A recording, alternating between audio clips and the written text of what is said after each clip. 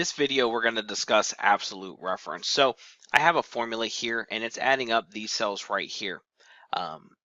So if I wanted to, I could, because this is a relative reference, use the drag fill and copy that formula over. And what it does is, instead of having B here for the column, it changes it to C, D. It just populates the information so that it can add up that next row of numbers.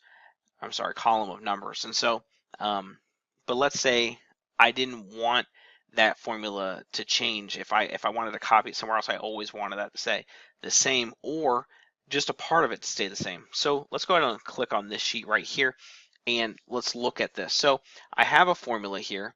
It's taking this cell, it's multiplying it by this percentage, and it's multiplying it out by 52. So notice that what happens when because this is a relative reference, when I copy this down, Excel's like, what's going on?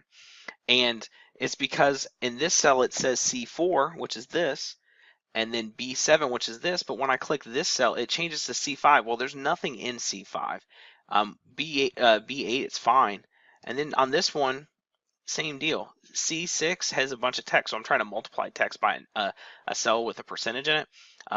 So Excel's like, what's going on? So in this formula, I do not want C4 to change, and I want to lock it or make it an absolute reference.